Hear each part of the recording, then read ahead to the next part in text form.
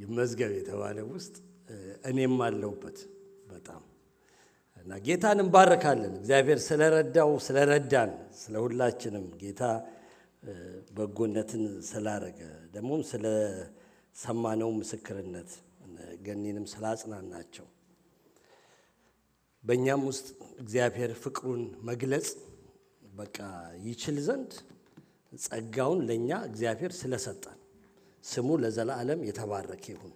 በእኛ ዘንድ መልካም ነገር ቢገኝ መልካም ከሆነው ከሱ የተነሳ ብቻ ነውና ክብር ሁሉ ተጠቅሎ ለእርሱ ይሁንለት እና ከዚህ በላይ ማድረግ የምንችልበት ጸጋ ይብዛልን። በህይወት መጨመር የሚለውን በክርስትና መጨመር በሱ ላይ ነው የምንቀጥለው። ሆሴ ምዕራፍ 6 ቁጥር 3 አውጥተን ሁላችንም ተነስተን ቆመን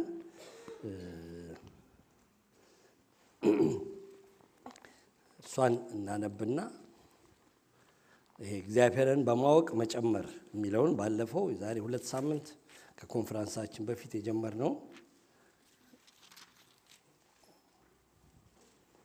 ሁለተኛውን ፓርት በልብ ያለውን ጥቂት ሼር አረጋችኋለሁ። መጽሐፍ ቅዱስ ካልያዛችሁ እዚህ ቦታ አለ። አንድ ጥቅስ ነው አንብቤ ከዛ ወደ ጸሎት እንሄዳለን።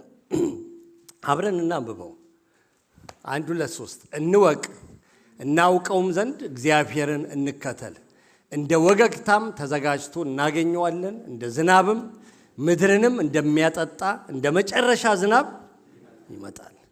በደንብ ስላላነበባችሁት እንደግመዋለን። ሳውንድ ሲስተም ውስጥ ያላችሁትም አንብቡት። ያያችሁ በደንብ እያየሁ ነው። ከኋላ የተቀመጡትን ሁሉ ከኋላ ያላችሁም አንብቡ።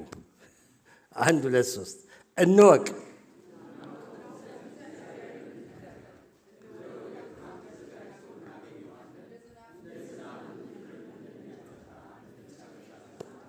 ይመጣል። አሜን። ፊልጵስዩስ 3ንም ያለውን አንብቡ። እዚህ ላይ ተጽፎልናል። እርሱንና የትንሣኤውን ኃይል እንዳውቅ በመከራውም እንድካፈል ወደ ሙታንም ትንሣኤ ልደርስ ቢሆንልኝ በሞቱ እንድመስለው እመኛለሁ። እስቲ አንድ ጋር እናንብበው። እርሱን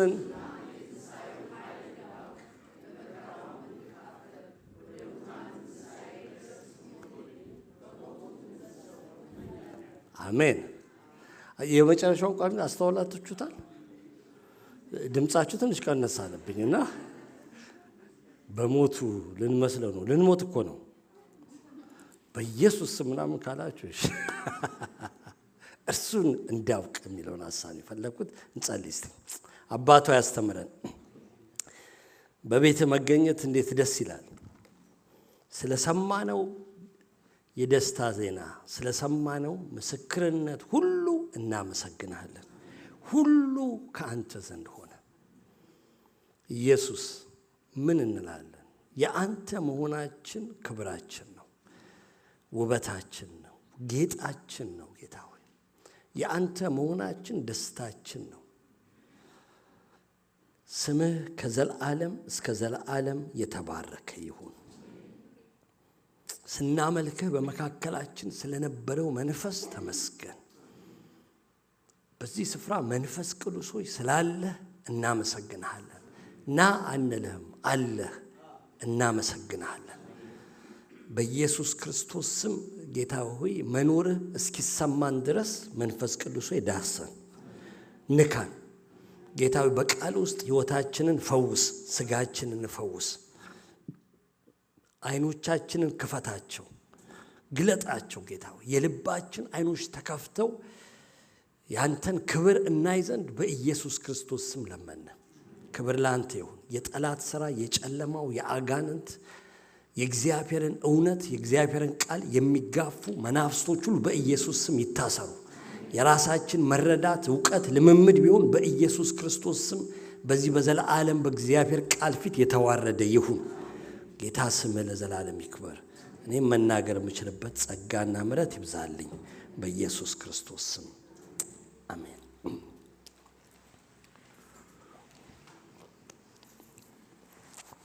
ባለፈው ስለ መጨመር ህይወት መነጋገር ከጀመርን ረጅም ወራት ወደ 8 ወር ምናምን ሆኖናል።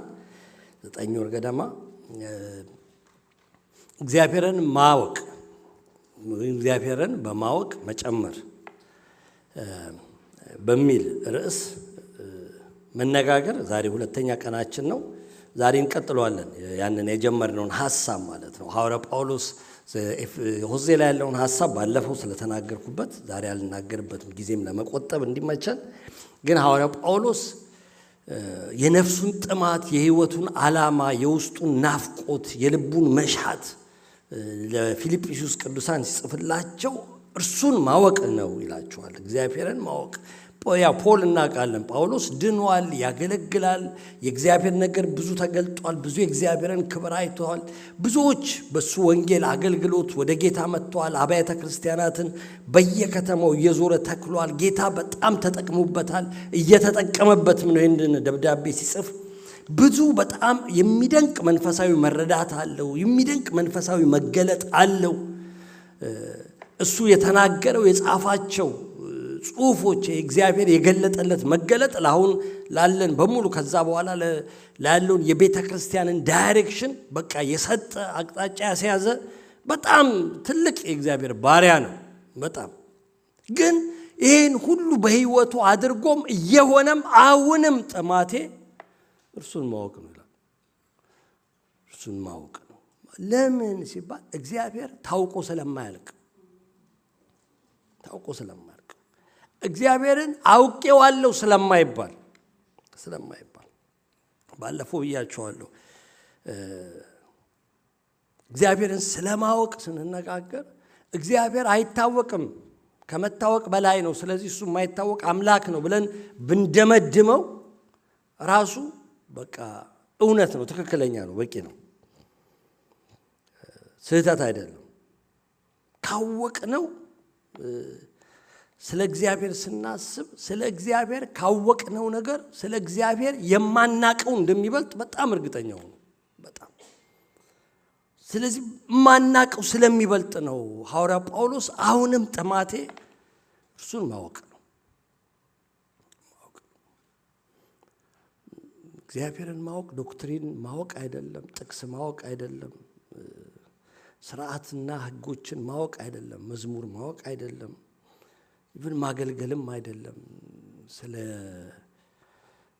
ኢየሱስ ማወቅ አይደለም ማለት ስለ ኢየሱስ ማወቅም አይደለም። ኢየሱስ ክርስቶስ ከድንግል እንደተወለደ ስለ ኃጢአታችን እንደሞተ እንደተነሳ ማወቅም እግዚአብሔርን ማወቅ አይደለም።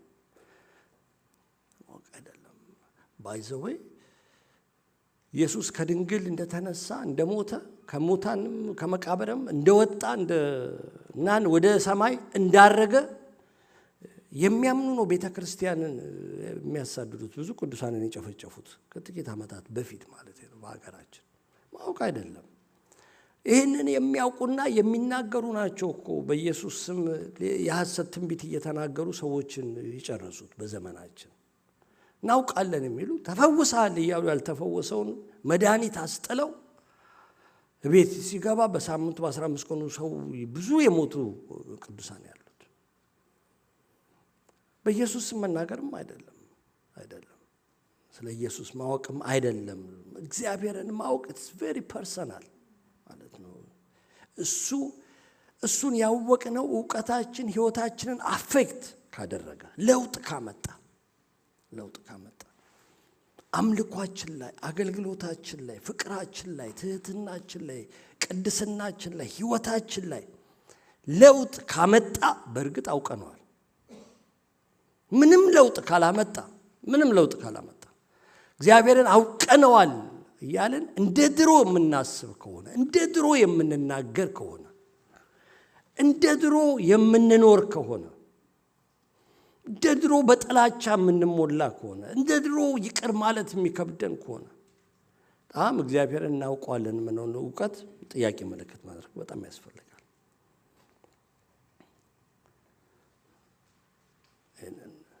ባለፈው ሳምንት ያልኩትን 15 ቀን ያልኩትን ልድገመው። እግዚአብሔርን ማወቅ ስንል ባህሪውን ማወቅ፣ ፍቅሩን፣ ትዕግስቱን፣ ታማኝነቱን፣ ቅድስናውን ያለ እግዚአብሔር ባህሪዎች ማለት ነው። ጽድቁን፣ ፍርዱን ማወቅ፣ ቃሉ ስለሚሉ ስለሱ የሚለውን ማወቅ ማለት ማንነቱን ማወቅ ፈጣሪነቱን፣ ዘላለማዊነቱን፣ ሁሉን ቻይነቱን በአንዴ በሁሉ ቦታ መገኘቱን ማወቅ፣ ስሙን ማወቅ። በስሙ ውስጥ ባህሪዎቹ አሉ። በስሙ ውስጥ ስልጣኑ አለ። በስሙ ውስጥ ማንነቱ ስለሚገለጥ ማለት ነው። ስሙን ማወቅ። ከዛ ቃሉን ማወቅ። ተዋደዱ፣ ይቅር ተባባሉ፣ እመኑ፣ ታዘዙ ምናምን የሚለውን ማወቅ እና ለነኚህ ላወቅነው ዕውቀት፣ ለዛ ለተረዳነው እውነት፣ ለባህሪው፣ ለማንነቱ፣ ለስሙ፣ ለቃሉ ምላሽ መስጠት ነው። ምላሽ መስጠት የሚለውን ለየት አድርጌዋለሁ። ቦግ ምናምን አድርጌ ማለት ዋናው ምላሽ መስጠቱ ላይ ነው። ላወቅነው እውነት ከቃሉ ውስጥ ለተማርነው ትምህርት እሱን ለተረዳንበት መረዳት ምላሽ ስንሰጠው ያኔ ነው እግዚአብሔርን አወቅነው የሚባለው። ምላሽ ካልሰጠን ስለ እግዚአብሔር ነው የምናውቀው እንጂ እግዚአብሔርን አናውቀው። ልክ ላወቅነው እውቀት ለተረዳነው እውነት ምላሽ ስንሰጥ እግዚአብሔርን ማወቃችን የራሳችን ፐርሰናል ያደርገዋል ማለት ነው።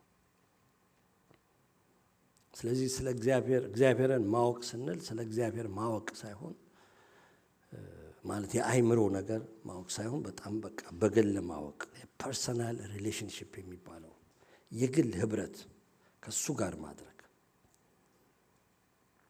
ብዬ ባለፈው ይህን ተናግሬያለሁ።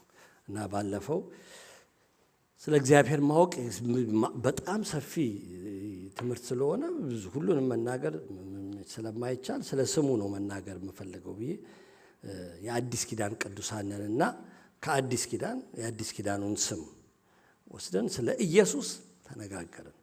የዳንበት ስም፣ ከፍርድ፣ ከኩነኔ፣ ከኃጢአት ነፃ የወጣንበት ስም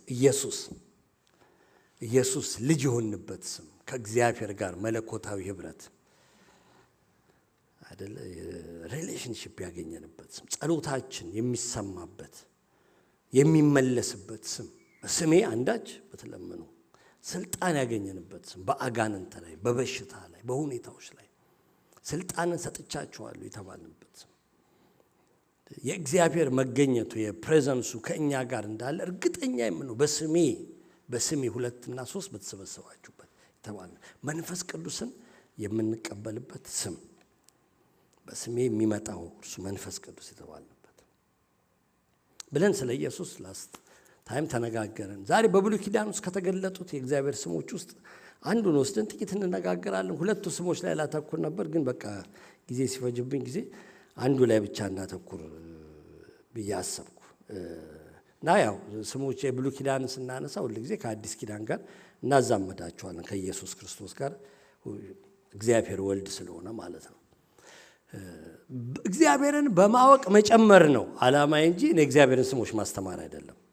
ስለዚህ እግዚአብሔርን ስሞች ለማወቅ መጽሐፍ ማንበብ ጥሩ ነው። እኔ እግዚአብሔርን በማወቅ ስለመጨመር ስናገር የእግዚአብሔርን ስሞች ስለመጠቅስ ማለት ነው። መጽሐፍ ቅዱስ እግዚአብሔርን ሲያስተዋውቀን ወይም እግዚአብሔር በቃሉ ውስጥ ራሱን ከእኛ ጋር ሲያስተዋውቅ ለእግዚአብሔር ለመጀመሪያ ጊዜ የተጠቀመበት ኦሪጂናል ኔም የመጀመሪያው ስሙ መጽሐፍ ቅዱስ ሲጀመር ዘፍጥረት ማን ነው የሚለው? ኤሎሂም አይደል? ኤሎሂም የሚለው የኛ አማርኛ መጽሐፍ ቅዱስ ያው እግዚአብሔርን በተለያዩ ስሞች እግዚአብሔር ተጠቅሷል። ሁሉንም እግዚአብሔርና ጌታ ብሎ ነው የሚጠቅሰው። ኤሎሂምንም አዶናይ፣ ያህዌ ምናምን የሚሉትን ስሞች እግዚአብሔር ብሎ ስለሚጠቅሳቸው ሁሉም እግዚአብሔር ይመስለናል። እንደውም እግዚአብሔር ለአምላክ የሚመጥን ስም አይደለም ብለው አርጊው የሚያደርጉ አሉ። እሱን ለእናንተ ተውላችኋለሁ። በኦሪጂናል ቋንቋው ግን በዕብራይስጡ ሲጻፍ እንደዛ አይደለም። በዘፍጥረት ምዕራፍ 1 ላይ ለእግዚአብሔር የተጠቀመው ዘፍጥረት ምዕራፍ 1 በአጠቃላይ እግዚአብሔር የሚለው ቃል ኤሎሂም በሚለው ብቻ ነው የተጻፈው። እና የመጀመሪያዎቹን 5 ቁጥሮች ብናያቸው በመጀመሪያ ኤሎሂም ሰማይና ምድርን ፈጠረ። ምድርም ባዶ ነበረች፣ አንዳችም አልነበረባትም፣ ጨለማም በጥልቁ ላይ ነበር። የኤሎሂምም መንፈስ በውኃ ላይ ሰፎ ነበር። ኤሎሂምም ብርሃን ይሁን አለ፣ ብርሃንም ሆነ። ኤሎሂምም ብርሃኑ መልካም እንደሆነ አየ። ኤሎሂምም ብርሃንና ጨለማን ለየ። ኤሎሂምም ብርሃኑን ቀን ብሎ ጠራው፣ ጨለማውንም ሌሊት አለው። ማታም ሆነ ጠዋትም ሆነ አንድ ቀን። ወደ 6 ይመስለኛል በ5 ቁጥሮች ውስጥ እንዳለ ምዕራፉ ላይ በአጠቃላይ ኤሎሂም ብቻ እያለ ይናገራል። በመጀመሪያ ኤሎሂም ፈጠረ። በዚህ በዘፍጥረት 1 ላይ 32 ጊዜ ነው ኤሎሂም ብሎ የሚጠቅሰው። መጽሐፍ ቅዱሳችን ላይ 2500 በላይ ኤሎሂም የሚለውን ስም እናገኘዋለን። ለምንድን ነው እግዚአብሔር በተለያዩ ስሞች የሚጠራው ራሱን የጠራው ስንል እግዚአብሔር በአንድ ነገር ብቻ ስለማይገለጥ ነው። እና ከዚህ ስም ውስጥ 3 ነገሮችን ብቻ ላውጣላችሁ፣ ከዛ በላይ ማውጣት ትችላላችሁ። ስለ እግዚአብሔር ምን ይነግረናል ኤሎሂም የሚለው የእግዚአብሔር ስም? 3ቱን ስንነግራችሁና ከዛ ውስጥ እናንተ ደግሞ ሰሞኑን በሚኖራችሁ የጥሞና ጊዜያችሁ፣ የጥሞና ጊዜ አላችሁ አይደል? የጥሞና ጊዜ የሌለው ሰው አለ? ከጌታ ጋር ጥሞና ጊዜ ያለው ሰው አለ? ጥሞና ምን እንደሆነ ማክሰው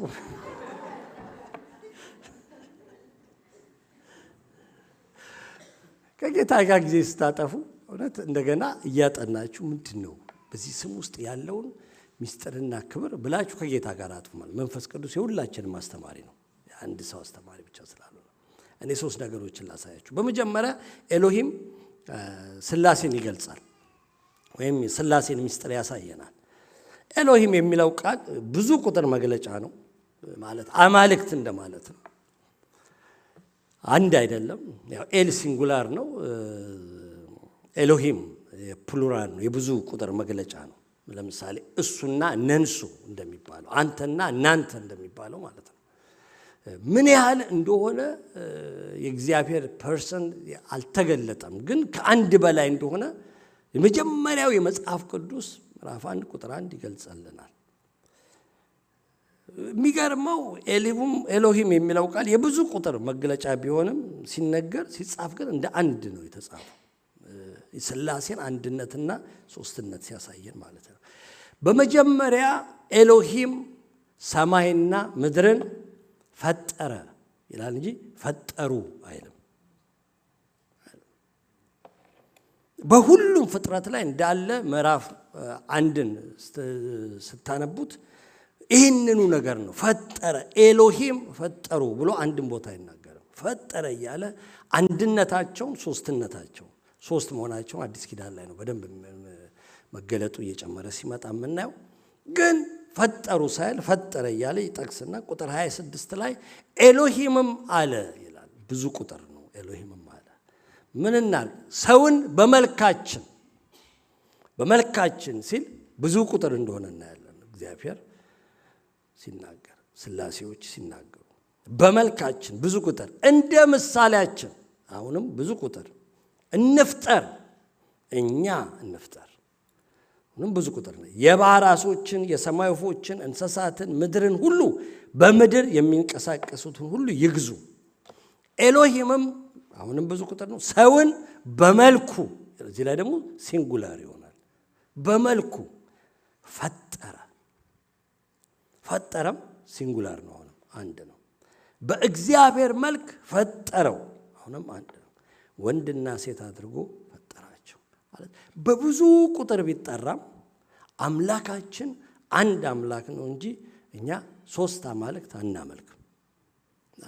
ይሄ ሚስጥረ ስላሴ የሚባለው ነገር ነው። የስላሴን ሚስጥር በደንብ ለማወቅ እንደገና ሌላ ትምህርት፣ ሰፊ ትምህርት ያስፈልጋል። ወይም ወንድማችን ተስፋዬ ሮቤል የጻፈው መጽሐፍ ገዝታችሁ አንብቡት።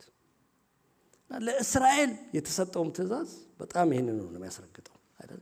ዘዳግም ምዕራፍ 6 ቁጥር 4 ላይ እስራኤል ሆይ ስማ፣ አምላካችን እግዚአብሔር ስንት ነው ይላል? አንድ እግዚአብሔር ነው። አንተም አምላክን እግዚአብሔርን በፍጹም ልብ፣ በፍጹም ነፍስ፣ በፍጹም ኃይል፣ በፍጹም ሐሳብ ውደድ። አምላካችን እግዚአብሔር አንድ እግዚአብሔር ነው። ይሄ በስላሴ ይሄ በፍጥረት ጊዜ የተገለጸ የስላሴ ሚስጥር በአዲስ ኪዳን ውስጥ በጣም ተብራራ። በኃይል በስልጣን በክብር በዘላለማዊነት አንድ የሆነ ግን በሶስት ማንነት ወይም ፐርሰንስ የተገለጸ አምላክ በደህንነታችን ውስጥ ሰውን በማዳን ስራ ውስጥ እንደተሳተፉ እናያለን። ሶስቱ ጌታችን ኢየሱስ ክርስቶስ ሲጠመቅ ትዝ ይላችኋል ማለት እግዚአብሔር ወልድ ሲጠመቅ እግዚአብሔር አብ አባት ምን አለ? በእርሱ ደስ የሚለኝ የምወደው ልጄ ወልድ ውሃ ውስጥ ሆኖ ከላይ ድምፅ መጣ ይላል። እግዚአብሔር መንፈስ ቅዱስ ደግሞ በእርግብ አምሳል በእርሱ ላይ አረፈበት። ጌታችን ኢየሱስ ክርስቶስ ወደ አብ ከማድረጉ በፊት ዘ ግሬት ኮሚሽን የሚባለውን የታላቁ ትእዛዝ የሚባለውን ሲሰጥ እንግዲህ ሂዱና አሕዛብን ሁሉ በአብ በወልድ በመንፈስ ቅዱስ ስም እያጠመቃችኋቸው። ይገርማል። በአብ በወልድ በመንፈስ ቅዱስ ስሞች አላለው። አንድ ስም የሥላሴን ሶስትነትና አንድነት በትንሣኤውም ላይ ሶስቱንም እንመለከታለን። ኢየሱስ እኔ ራሴን አስነሳለሁ ይላቸዋል ደቀ መዛሙርቱ። አብ እንደሚያስነሳው እንዳስነሳው ሲናገር ሐዋርያው ጳውሎስ ሲጽፍ ከሙታንም ያስነሳውን ልጁን ይላል። መንፈስ ቅዱስ ደግሞ እንዳስነሳው ሲናገር ኢየሱስን ከሙታን ያስነሳው መንፈስ በእናንተ ውስጥ ቢኖር በደህንነታችን ውስጥ ሶስቱም እንደተሳተፉ በጣም እናያለን። አንዳንድ ጊዜ በቃ አብን የሆነ ሰማይ ላይ የተቀመጠ ቁጭ ያለ ብቻውን፣ ወልድ እዚህ ምድር የመጣ መንፈስ ቅዱስ ከነሱ ወደ ጎን የሆነ እናረግና አብ በጣም ተቆጥቶ በጣም በቃ ለመግረፍ ለመቅጣት ተዘጋጅቶ ወልድ የማይቆጣ ምናምን እናደርገዋለን። እንደዛ እንዳናምታታው እግዚአብሔር ሲፈርድ እግዚአብሔር ፈረደ ሲባል አብም ወልድም መንፈስ ቅዱስ አሉበት። እግዚአብሔር ተቆጣ ሲባል አብም ወልድም መንፈስ ቅዱስም አለበት። እግዚአብሔር ወልድ መጥቶ ስለኛ ሲሞት ሲያድነን እግዚአብሔር አዳነን፣ ግን ወልድ ነው የተወለደው። ስለዚህ አንድና ሶስትነቱን እዛ ውስጥ እናገኛለን ማለት ነው። በደህንነታችን ሶስቱም ኢንቮልቭ አድርገዋል ማለት ነው። የአዲስ ኪዳን በረከት የጌታ ኢየሱስ ክርስቶስ ጸጋ የእግዚአብሔርም ፍቅር የመንፈስ ቅዱስ ኅብረት ከሁላችሁ ጋር ይሁን አሜን። አሜን አንዳንዶቻችሁ ብላችኋል፣ አንዳንዶቻችሁ ግን በውስጣችሁ እያላችሁት ነው። ግድ የለም በኋላ በደንብ ሲገባችሁ ትታላችሁ። ስለዚህ ኤሎሂም የሚለው ስም ከሁሉ በፊት ይሄ እግዚአብሔር ስም የሥላሴን ሚስጥር ይገልጽልናል። ይበቃል። ስለ ሥላሴ በጣም ሥላሴን እንደኔ ያስተማረው ሰው ያለ አይመስለኝም። በ5 ደቂቃ ጌታ የተባረከ ይሁን። ሃሌሉያ። እሺ ሁለተኛው ኤሎሂም ዘላለማዊነቱን ያሳየናል። ዘላለማዊ ነው እግዚአብሔር። መጽሐፍ ቅዱስ ሲጀምር በጣም የሚገርም መጽሐፍ ነው። ባይዞ መጽሐፍ ቅዱስ በጣም የተለየ መጽሐፍ ነው። ሲጀምር እግዚአብሔር አለ ብሎ አይጀምርልንም። ስለ እግዚአብሔር መኖር አይነግረንም። እግዚአብሔር አምላክ ነው አይለንም። አምላክነቱን ለማስረዳት አይተነትንም። እግዚአብሔርን አያስተዋውቀንም። እግዚአብሔር እኮ ኤሎሂም አምላክ ነው፣ እንደዚህ እግዚአብሔር የሚባል አምላክ አለ ምናምን አይልም። ሲጀምር በመጀመሪያ ብሎ ነው የሚጀምረው። በመጀመሪያ ኤሎሂም ኢን ዘ ቢጊኒንግ ማለት መጀመሪያ ባልነበረበት ጊዜ መጥቶ ነው ኤሎሂም መጀመሪያ ያለው ማለት ኤሎሂም ምንም ነገር ከመፍጠሩ በፊት ማለት ነው። ከምንም ነገር በፊት ጊዜን የፈጠረው መጀመሪያ የሚባል ነገርን ጀመረ እግዚአብሔር። ከዛ በፊት መጀመሪያ የሚባል ነገር አልነበረም። ቀጥሎ የሚባል ነገር አልነበረም። የታይም ኮንሴፕት ለኛ በጣም ከባድ እንደሆነ አውቃለሁ። በመጀመሪያ ብሎ ኤሎሂም ጀመረ። መጀመሪያ ካለ ሁለተኛ የሚባል ነገር አለ። ቀጥሎ ሶስተኛ የሚባል ነገር ሊመጣ ነው። በመጨረሻም የሚባል ነገር ሊመጣ ነው። እግዚአብሔር ጋር ግን በመጀመሪያ ኖሮት አያውቅም። ቀጥሎ የሚባል ነገር ኖሮት አያውቅም። እሱ ከዘላለም እስከ ዘላለም ነው። መዝሙር 90 በጣም ደስ ተራሮች ሳይወለዱ ምድርም ዓለምም ሳይሰሩ ከዘላለም እስከ ዘላለም ድረስ አንተ ነህ። አንተ ከዘላለም እስከ ዘላለም ነበርክ ምናምን አይደለም። አንተ ነህ። አንተ ነህ። በኋላ ለሙሴ ሲገለጥለት ያለና የሚኖር እኔ ነኝ፣ ወይም እንግሊዘኛው I am that I am።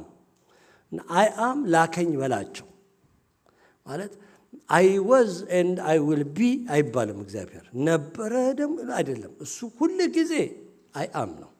ሁሉ ጊዜ አለ። ሁሉ ጊዜ ኤግዚስት ያደርጋል። እንግሊዘኛው ደስ ስላለኝ ነው። የኤንኤልቲ ትርጉም ነው። Before the mountains were created, before you made the earth and the world, you are God without beginning or end። አልነበረም። ይሄ ዘላለማዊነት የሚለው ኮንሰፕት የእግዚአብሔር ዘላለማዊነት የሚለው ብዙ ለምህረቱም እግዚአብሔር ምህረቱ ለዘላለም ነው፣ ቸርነቱ ለዘላለም ነው፣ ፍቅሩ ለዘላለም ነው ብለን ብዙ ጊዜ ስለምንዘምረው እና ቃሉን ስለለመድነው የሚገባን ይመስለናል እንጂ ብዙ አይገባንም። ምክንያቱም እኛ በጊዜ ውስጥ የተወሰንን ስለሆነ በጣም ለኛ ሁሉ ነገር ጅማሬ ያለው ፍጻሜ ያለው የዘላለሙ አምላክ ጊዜን ፈጠረና በመጀመሪያ ብሎ ሁሉን ነገር በጊዜ ውስጥ ገደበው። ይሄ የዘላለም አምላክ ነው። በጊዜ ውስጥ የማይገደብ እድሜው እንደዚህ የማይባል አምላክ ነው። ከድንግል ማርያም የተወለደው በቦታ የማይወሰነው ነው። በሰውነት በስጋ ለብሶ የተወሰነው በጊዜ የማይወሰነው በጊዜ ተወሰነ። በቦታ የማይወሰነው በቦታ ተወሰነ። ይሄ ጽንፈ ዓለምን የሞላው አምላክ በኢየሩሳሌም ውስጥ ተመላለሰ። ራእይ ምዕራፍ 1 ቁጥር 18 ላይ ጌታችን ኢየሱስ ክርስቶስ በፍጥሞ ደሴት ላይ ለዮሐንስ ሲገለጽለት ሞቼ ነበርኩ፣ እነሆም ከዘላለም እስከ ዘላለም ድረስ ሕያው ነኝ፣ የሲኦልና የሞት መክፈቻ አለኝ ይላል። ሞቼ ነበር፣ እኔ ነኝ የሞትኩት። ይሄ የዘላለሙ አምላክ ከዘላለም እስከ ዘላለም ሕያው ነኝ የምልህ ይሄ የዘላለሙ አምላክ እኔው ነበረ ሞቼ ነበርኩት፣ እኔው ነኝ የተነሳሁት። አሁንም ከዘላለም እስከ ዘላለም ያለሁት እኔው ነኝ። ኤሎሂም የሚለው ቃል የእግዚአብሔርን ዘላለምነት ጊዜን የጀመረ አምላክ እንደሆነ በጣም ይነግረናል። ለእኛም የተገባልን የተስፋ ቃል ባይዘው ዘዳግም 33 ላይ መኖሪያ የዘላለም አምላክ ነው፣ የዘላለምም ክንዶች ከእግሮች በታች ናቸው ይላል። ለእኛ ራሱ የተገባልን የተስፋ ቃል ይሄ በዘላለም አምላክ ውስጥ እንደምንጠበቅ በዘላለም አምላክ ውስጥ እንደምንኖር ነው። ይሄ የምትለው ነገር ሁሉ ዛሬ አይገባም። በጣም የሚገርም ነው ካላችሁ፣ አዎ አይገባም። እና ሶስተኛው ልንገራችሁ ፈጣሪነቱን። ኤሎሂም በመጀመሪያ ኤሎሂም ሰማይና ምድርን ወይም ሰማያትንና ምድርን ፈጠረ። ሰማይና ምድርን ይለዋል እኛ ቃል አዲሱ ትርጉም ሰማያትና ምድርን the heavens and the earth ነው የሚለው። ሰማያትንና ምድርን ፈጠረ። ይሄ እግዚአብሔር ሁሉን ነገር እንደፈጠረ የሚገልጽ ስም ነው። የፍጥረት ሁሉ መነሻ እግዚአብሔር እንደሆነ ለኃይሉ፣ ለታላቅነቱ፣ ለስልጣኑ በቃ ለማንነቱ ልክ የሌለው ዳርቻ የሌለው ዳርቻ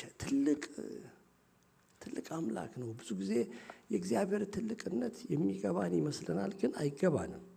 ከምናስበው በላይ እንደማይገባን የምናውቀው ምን መሰላችሁ? የሆነች ነገር ሲገጥመን የገባን ይመስለንና ሆዳችንን የቆረጠለት እግዚአብሔርን ሁሉ እንጠራጠረዋለን።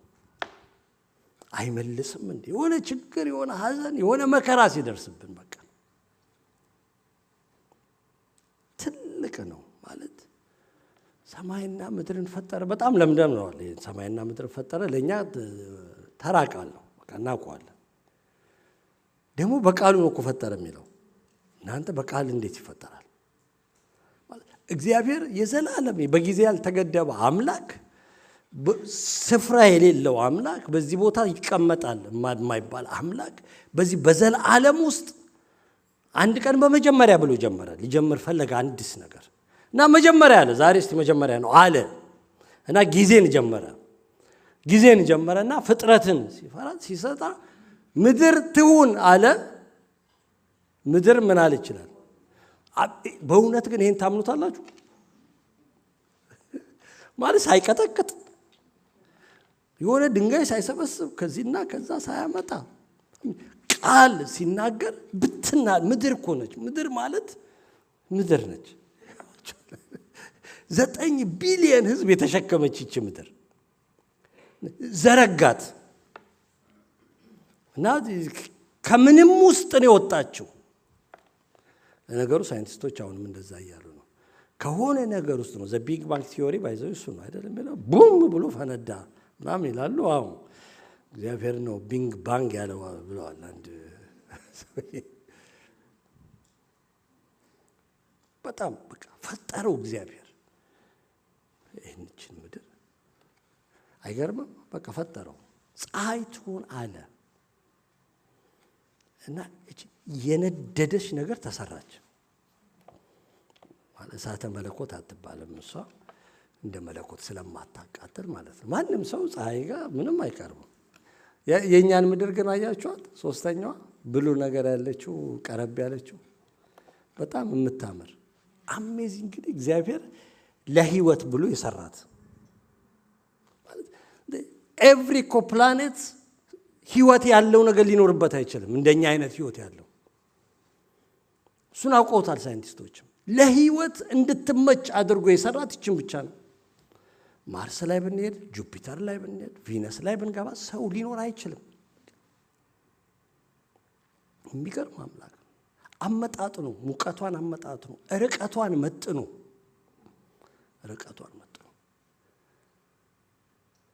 ፀሐይ በጣም ሂውጅ። እነኚህን ሁሉ በስበቷ በፀሐይ በግራቪቲ ያህል እያዞረች እነኚህን ፕላኔቶች በዙሪያዋ ታውቃላችሁ። የፀሐይ ትልቅነት ከዚህ በፊት አይተን ተናገር። ወደ 1 ሚሊዮን የሚደርስ ምድርን መዋጥ የምትችል ነች ፀሐይ። እንደውም ምድርን ስብርበር አድርጋችሁ ከከተታችሁት አለ አንዱ ሳይንቲስት ወደ 1.3 ሚሊዮን ምድር መክተት ትችላለች አለ።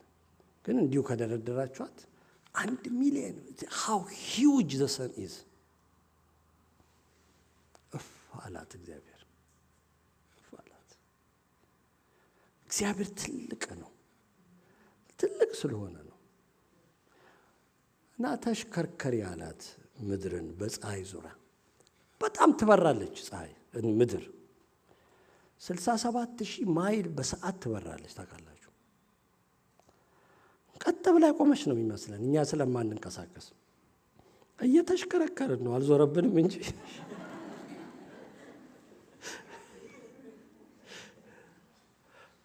እንደ ጉድ እንሽከረከራለን።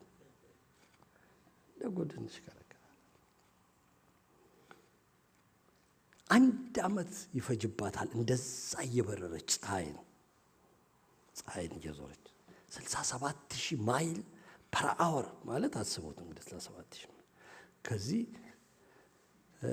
ከኛ አካባቢ እስከ ኢትዮጵያ 9,000 ማይል ነው። ምን ያህል እንደምትበር መገመት ትችላላችሁ። እግዚአብሔር አሽከረከራት ትወድቅም። አንድ ዓመት ይፈጅባታል እና እሷን ዞራ ስትጨርስ 1 ዓመት ጨረስኩ እንላለን። እና አንዳንዴ እግዚአብሔርም ከኛ ጋር አንድ ብሎ የሚቆጥሩ ይመስለናል። አንድ ጊዜ እንደዚህ እያሰብኩ ነበር፣ ስለ ጊዜ እያሰብኩ ስለ እግዚአብሔር አሰብኩና እግዚአብሔር በየትኛው ጊዜ ነው የሚቆጥረው? ምክንያቱም አይ ቲንክ የመጀመሪያው እንትን ሜርኩሪ ነች አይደለ? ፕላኔት ሜርኩሪ እንደኛ 1 ዓመት 365 ቀን አይፈጅባትም ፀሐይን ለመዞር ቀረብ ስለምትል። እሷ 88 ቀን ነው የሚፈጅባት። እና እኛ 1 ዓመት ስንል እሷ 4 ዓመት ደርሳለች ማለት ነው። ስለዚህ ሜርኩሪ ላይ ቢሆን ኖሮ የምንኖረው እዚህ ሁላችሁ ከ200 ዓመት በላይ ናቸው። ሁላችንም ሽማግሌዎች ነው። እግዚአብሔር በሜርኩሪ ይቁጠር። የመጨረሻው ፕላኔት አሁን ፕሉቶን ፕላኔት አይደለችም፣ ድዋርፍ ፕላኔት ነው ምናምን እያሉ ሰምታላችሁ። የመጨረሻው ፕላኔት ሩቅ ነው ፕሉቶ የሚባለው። ረጅም ጊዜ ይፈጅበታል። 265 የምድር ዓመታት ይፈጅበታል ለሱ 1 ዓመት። ስለዚህ እግዚአብሔር ፕሉቶ ላይ ቢያስቀምጦ ኑሮ ሁላችንም በተወለዱበት ዓመት ሞቱ ተብሎ ነበር የሚጻፍልን። እግዚአብሔር በየትኛው ፕላኔት ላይ ነው የሚቆጥረው? ትልቅ ነው ስንል እግዚአብሔር ቢኮዝ ሂ ኢዝ ትልቅ ነው፣ በጣም ትልቅ ነው።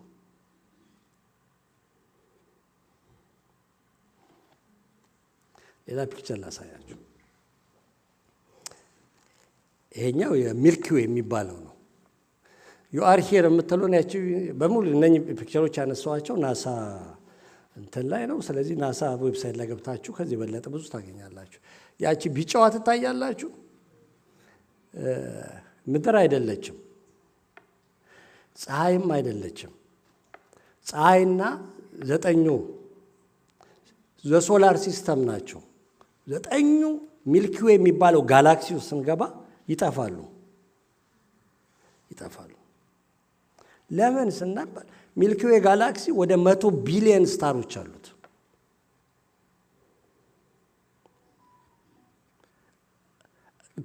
ኤሎሂም ሰማያትንና ምድርን ፈጠረ ስንል የሆነ ድንጋይ አይደለም የደረደረው። ትልቅ ነው ስንል እግዚአብሔር ትልቅ ነው። 100 ቢሊዮን ስታሮችን በአንድ ጋላክሲ ውስጥ አስቀመጣቸው። ባይዘው ፀሐይ ራሷ ትበራለች። በዚህ በሚልኪ ዌይ ጋላክሲ ውስጥ እሷም ትንቀሳቀሳለች። እሷ 450,000 ማይል ነው የምትበረው እንዳለ ፕላኔቶቹን ይዛ ማለት ነው። ምድርን ይዛ እነ ሜርኩሪን ይዛ የእሷ ግራቪቴሽናል ፎርስ ትልቅ ኃይለኛ ስለሆነ ይዛ እየጎተተች ስፔስ ውስጥ ትበራለች። 450,000 ማይል ፐር አወር ትበራለች።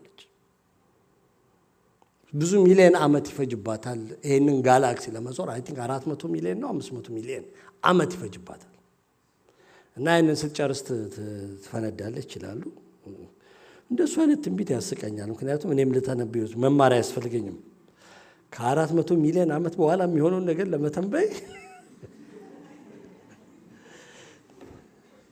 ግን 450,000 ማይል ፐር አወር እየበረረ ፀሐይና ፕላኔቶች ይህንን ሚልኪ ዌይ ጋላክሲ ይዞሩታል።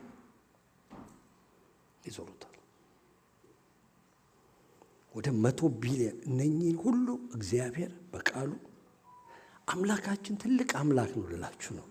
ሌላ አንድ ላሳያችሁ።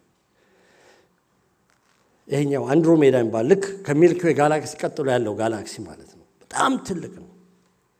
1 ትሪሊየን ሚሊየን አይደለም ቢሊየን አይደለም ትሪሊየን ስታርስ ከዋክብቶችን ይዟል። እሱም እንደዛው ይበራል። ባይዘው ዘሆል እነኚህ ሁሉ ዩኒቨርሶች በሙሉ ይንቀሳቀሳሉ። ስፔስ ላይ የማይንቀሳቀስ ነገር የለም። ዘሆል ጋላክሲ ይንቀሳቀሳል። የኛ ጋላክሲ ሚልኪ ዌይ የሚባለው 1.3 ሚሊዮን ፐር አወር ይበራል፣ ይንቀሳቀሳል። እግዚአብሔር እሱን ሁሉ ይቆጣጠራል። መፍጠር ብቻ አይደለም። ወደ 200 ቢሊዮን ጋላክሲ የያዘ ስታሮች የያዘ ጋላክሲ አለ።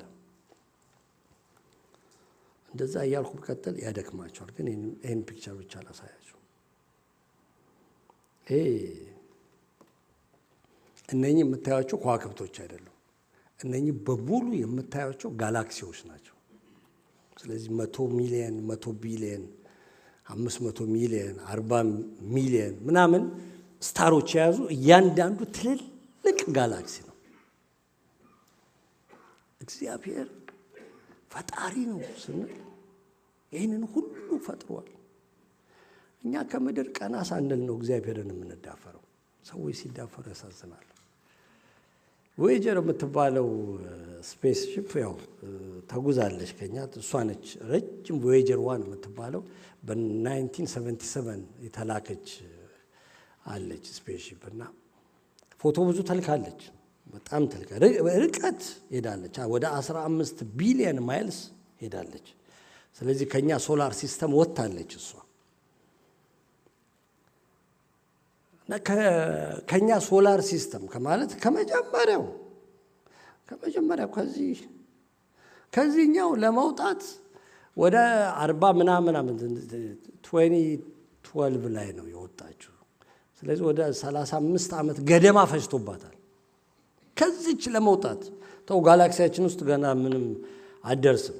35 ዓመት ተጉዛ ምን አይነት ቀርፋፋ ነች እንዳትሉ 38,000 ማይል ፐር አወር ነው የምትበረው።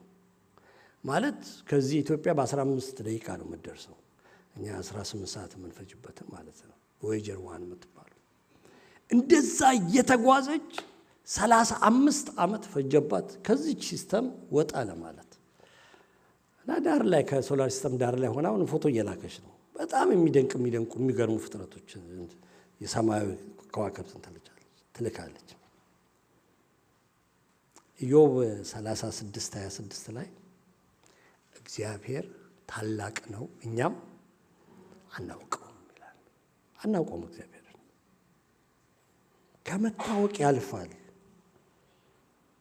ምንለው ከመታወቅ ስለሚያልፍ ነው ማለት ነው። ይሄ ሁሉ ዩኒቨርስ፣ ይሄ ሁሉ ኮስሞስ፣ ይሄ ሰማያትን የሞሉት ከዋክብቶች፣ ምድርን የሞሉትን ፍጥረቶች ከምንም ነገር ከባዶ ነገር ከምንም ነገር was empty ኦና ከነበረ ውስጥ እግዚአብሔር ጠራቸው። ለዚህ ነው እግዚአብሔር በኔ ህመም የማይለካው። ለዚህ ነው እግዚአብሔር በኔ ጉድለት የማይለካው። በኔ መብላትና መጠጣት እግዚአብሔር አይለካም።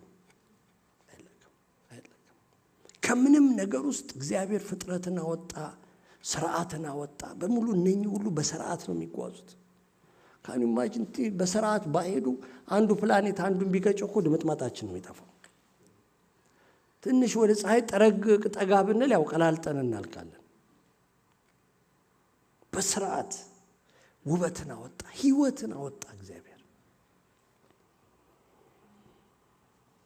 እግዚአብሔር ሁሉን ፈጠረ፣ ሁሉን አበጀ፣ ሁሉን ሰራ። ሕያዋን ሁሉ ከሱ ህይወትን ተቀበሉ። የምድርን ፍጥረት ስለ ሕያዋንና ስለ ህይወት ብናገር እንዴት ደስ ይላል። በቃ የነገር ሁሉ ፈጣሪ፣ የነገር ሁሉ ጀማሪ፣ የዘላለም አምላክ እግዚአብሔር ብቻ ነው። ብዙ ታውቃላችሁ ሳይንቲስቶች በደንብ እንደኔ እንዲጠራዝ ነጠቀም ማያውቁት ነው የምላችሁ። በደንብ የተማሩት እግዚአብሔርን ኤቲስቶች የነበሩ ማለት ነው። ከእግዚአብሔር የለም የሚሉት አንድ ነገር ግን በዚህ ዘመን በጣም ያምናሉ። አንድ የሆነ ኢንተለጀንት ዲዛይነር አለ ይላሉ። በፍጹም ይሄ በአክሲደንት የሆነ ሰውን አይተው ሪሰንትሊ ወደ ዲኤንኤ ላይ የሚያጠና የሆነ ሰውዬ ኤቲስት ነበረ። ስሙን ልፈልግላችሁ እችላለሁ በደንብ ማንበብ የምትፈልጉ ከሆነ። ዲኤንኤን አጥንቶ በፍጹም የሰው ልጅ ዲኤንኤ ህይወቱ፣ ሰውነቱ፣ ቅርጻችን፣ ነገራችን፣ ዲኤንኤያችን በፍጹም በድንገት ሊሆን አይችልም። ከትላትል ተለዋውጠን እዚህ አልደረስንም። ይሄ የሆነ ዕውቀት ያለው ዲዛይነር ነው የሰራው ሰው ህይወትን የፈጠረው። ግን እግዚአብሔር ማለት እስቲል አይፈልጉም።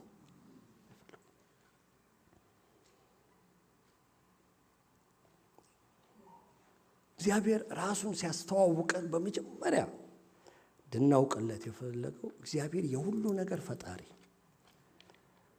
እግዚአብሔር የሁሉ ነገር ጀማሪ፣ እግዚአብሔር ዘላለማዊ፣ እግዚአብሔር በሶስትነት ውስጥ በአንድነት የሚኖር የዘላለም አምላክ፣ እግዚአብሔር አዋቂ ማለት ጥበበኛ፣ እግዚአብሔር መልካም፣ ከእያንዳንዱ ፍጥረት በኋላ ያም መልካም እንደሆነ አየ። እግዚአብሔር መልካም፣ የሚሰራው ነገር ሁሉ መልካም። ኃጢአት የሚባል ነገር ገብቶ ነው ምድርን ያበላሸው። ያንን እንድናውቅ ፈለገ። ይህንን በእርግጥ በእርግጥ ይሄ እግዚአብሔር ትልቅነት የገባቸው ሰዎች ከሁሉ በፊት እግዚአብሔርን ያመልኩታል። በጣም በቃ ያመልኩታል፣ ይሰግዱለታል፣ ያከብሩታል። ኑ እንስገድ፣ ለእርሱም እንገዛ፣ በእርሱ ባደረገን በእግዚአብሔር ፊት እንበርከክ። በእርሱ ባደረገን የሚለው በፈጣሪያችን ነው። ኑ እናምልክ፣ እንስገድለት፣ በፈጣሪያችን በእግዚአብሔር ፊት እንንበርከክ። ይሄ ሲገባን በቃ እናመልከዋለን፣ በደንብ እናመልከዋለን። ሰውን ሳናይ እናገለግለዋለን፣ እንወደዋለን፣ እንገዛለታለን። በአዲስ ኪዳን ጥቅስ ልጨርሰው። 24ቱ ሽማግሌዎች ራእይ 4 ላይ ዮሐንስ ያየው ራእይ ላይ በሰማያት ውስጥ 24ቱ ሽማግሌዎች በዙፋን ላይ በተቀመጠው ፊት ወድቀው ከዘላለም እስከ ዘላለም በሕይወት ለሚኖረው እየሰገዱ ጌታችንና አምላካችን ሆይ አንተ ሁሉን ፈጥረሃልና ስለ ፈቃድህም ሆነዋልና ተፈጥረውማልና ክብር፣ ውዳሴ፣ ኃይል ልትቀበል ይገባሃል እያሉ በዙፋኑ ፊት አክሊላቸውን ያኖራሉ። ይሄ ኤሎሂም ተብሎ የተገለጠው እግዚአብሔር የኔና የእናንተ አምላክ፣ የኔና የእናንተ አባት። በጣም ይገርማል። ይሄ እግዚአብሔር እንዲህ አይነት ትልቅ እግዚአብሔር ለእኛ ወዳጅ መሆኑ መወደድሽ በእግዚአብሔር ካላስደነቀ በሕይወት ዘመናችሁ ምንም አያስደንቃችሁ። መመረጣችን ካላስገረመን ምንም የሚያስገርመን ነገር የለም። we don't deserve anything። አንዳንዴ እኮ እግዚአብሔር ከኛ የሚፈልግ ሁሉ ይመስለናል፣ የምናስፈልገው ሁሉ ይመስለናል። እንደዛ ተሰምቷችሁ ያውቃል? ባይዘው እንደዛም የሚሰብኩ ሰዎችም አጋጥመውኛል። ካለኛ እግዚአብሔር ምንም ማድረግ አይችልም በምድር ላይ ምናምን የሚሉ ሰዎች፣ ሰባኪዎች። እግዚአብሔር ይባርካቸው። ይባርክ ሁሉን እግዚአብሔር መቼም ይባርካል፣ ምሕረቱ ብዙ። ይሄ ካላስገረመን፣ ይሄ ካላስፈነደቀን፣ ይሄን እሱን የበለጠ እንድንወደው ካላደረገ፣ መወደዳችን፣ መመረጣችን፣ የእሱ መሆናችን፣ እኛን በስማችን ማወቁ፣ ይሄ በትሪሊየን የሚቆጠሩ ከዋክብትን ጋላክሲዎችን የበተነ አምላክ እኔን በስሜ ሳሚ ብሎ ማወቁ፣ እኔን መጥራቱ፣ የኔን ጩኸት መስማቱ፣ የኔን ጸሎት መስማቱ፣ ከእኔ ጋር መኖሩ፣ በእኔ ውስጥ ማደሪያ ማድረጉ፣ እኔን የእሱ ቤተ መቅደስ ማድረጉ። ቤተ መቅደሶቼ ናችሁ አለን እኮ። ይሄ ትልቅ አምላክ እመጣለሁ በእርሱም ውስጥ እኖራለሁ የሚል እኮ ኪዳን ገባ። ይሄ በልጁ ደም ገዝቶ የራሱ ያደረገ ብናምነው የሚታመን አምላክ፣ አሜን። ብንመካበት የሚያስመካ ጌታ፣ ብንደገፈው የሚያስደግፍ፣ የምንተማመንበት፣ ለእርሱ ምንም የሚከብድ ጥያቄ የለም። አትፍሩ ምንም ጥያቄ ለመጠየቅ ለእግዚአብሔር። ዓርብ ዕለትም ጩሁ አይደለም፣ በመጮህን ጨምር አይደለም። አትፍሩ፣ ጩሁ። በቃ መጮህ ነው። ትክክለኛ ጥያቄ ካልሆነ አይመልሰው። አይ ልጅ ይሄ እሳት ነው እየጠየከኛል ያቃጥላል ይለናል። ይሄ ጤም በመልስልህ እኔን ጥለህ ነው የምትሄደው፣ ልብህን አላወካትም። እንደሞላ ካለልህ ስለምታስቸግረኝ ግድ የለም ተሸገርና ለጥቂት ጊዜችን እድሜህን በምድር ላይ ያለችን ቆይታን ጨርስ፣ ከኔ ጋር ለዘላለም በክብር ትኖራለህ። ለዘላለም እንደዛ ያርግልን። እውነት የማያስፈልገንን ጸሎት ለዘላለም አይመልስ። ምንም ጥያቄ ግን የለ። የሚከብደው የሚያስቸግረው ጥያቄ ይዘን ወደ እሱ ፊት አንቀርበው። ዛሬም ጸሎትን ይሰማል፣ ዛሬም ተአምራትን ያደርጋል፣ ዛሬም መፍጠር ይችላል፣ ይፈጥራል። ባይዘዌ ጋላክሲዎች፣ ስታሮች እንደሚፈጠሩ ሳይንቲስቶች ደርሰውበት ይናግሩናል። ይፈጥራል እግዚአብሔር፣ ዛሬም ይፈጥራል። አሁን ወይ ድሮ የፈጠረውና ደርሰውበት እንደሆነ አላውቅም፣ ግን ይፈጥራል ይላሉ። የተፈጠሩ አዲስ ጋላክሲ ያገኘ ምናምን ይላሉ።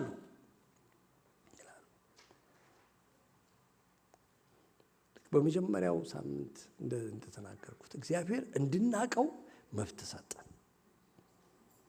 በስሙ ወደፊቱ የመቅረብ መብት አለ። የመሰማት መብት አለን። ይሰማናል፣ ይመልስልናል። ክብር ለእግዚአብሔር ይሁን። ዛሬም እንጸልያለን። ዛሬም እግዚአብሔር ጉድለትን ይሞላል። ምንም የጎደለባችሁ በዚህ ነገር በቃ የማይመለስ ጥያቄ አለ የምትሉ ከሆነ እግዚአብሔር የዓለምን መንግስታት ሕግ ሁሉ ይሽራል። ሕግ ለውጦ እኮ መጽሐፍ ቅዱሳችን ላይ የመንግስት ሕግ ለሰዎች ሲል ገልብጦ ያውቃል። እግዚአብሔር ከፈለገ ካስፈለገ ማለት ነው። እግዚአብሔር ምንም ነገር ማድረግ ይችላል። ክብር ለእግዚአብሔር ይሁንለት። ተነስተን እንጸልያለን፣ እናመሰግናለን። ስለ ጌታችን ሲናገር ቆላስይስ 1:15 ላይ እንደዚህ ይላል። እሱን ላንብብና ከዛ እንዘምራለን። ከባድ የሚባል ነገር አታውቅም፣ የለም የሚባል ነገር አታውቅም፣ አልችልም የሚል ቃልን አታውቅም፣ ምን መጣ ብለህ አደነግጥም የሚል አንድ መዝሙር አለ። እግዚአብሔር አይደነግጥም ምን መጣ ብሎ እና ቆላስይስ 1:15 ላይ ስለ ጌታችን እንደዚህ ይላል። እርሱ የማይታይ አምላክ ምሳሌ ነው። የሚታዩትና የማይታዩት ዙፋናት ቢሆኑ ወይም ጌትነት ወይም አለቅነት ወይም ስልጣናት በሰማይና በምድር ያሉት ሁሉ በእርሱ ተፈጥረዋል ይላል። ከፍጥረት ሁሉ በፊት በኩር ነው፣ በእርሱና ለእርሱ ተፈጥሯል። እርሱም ከሁሉ በፊት ነው፣ ሁሉም በእርሱ ተጋጥሟል ይላል። ተጋጥሟል። እርሱም የአካሉ ማለት የቤተ ክርስቲያን ደግሞ ራስ ነው። የማይታይ አምላክ ምሳሌ ነው። የሚታዩት የማይታዩት ዙፋናት፣ አለቅነት፣ ስልጣናት በሰማይ በምድር ያሉት በሙሉ በእርሱ ተፈጥረዋል፣ ለእርሱ ተፈጥረዋል። ሁሉ በእርሱ ተጋጥሟል። ይህንን ሁሉ ዩኒቨርሶችን ኤግዚስት እንዲያደርጉ ያደርጋል። አቅፎ የያዘ እግዚአብሔር ትልቅ ነው። በዚህ ሁሉ ዩኒቨርስ ውስጥ እግዚአብሔር ሙሉ ነው አለ። እግዚአብሔር ምድር ላይ ብቻ አይደለም ያለው፣ ዩኒቨርስን ሁሉ ሞልቶታል። ትልቅ አምላክ እርሱ። ይሄ ትልቅ አምላክ ይላል ይሄን ሁሉን የፈጠረ፣ ይሄ የሚታየው የማይታዩ ዙፋናት፣ አለቆች፣ ስልጣናት፣ ኃይላትን የፈጠረ ይሄ ጌታ የአካሉ ማለት የቤተ ክርስቲያን ደግሞ ራስ ነው። ወንቹ የዚህ ቤተ ክርስቲያን ራስ ክርስቶስ ነው። ክርስቶስ ነው፣ ማንም አይደለም። ዛሬ ራስ በመካከላችን አለ። ራሱ በመካከላችን አለ። እቺን አንድ አዝማችን ዘምርና ከዛ እንጸልያለን በጌታ ፊት እያስተዋልን በእውነት እግዚአብሔር ትልቅ እንደሆነ እያሰብን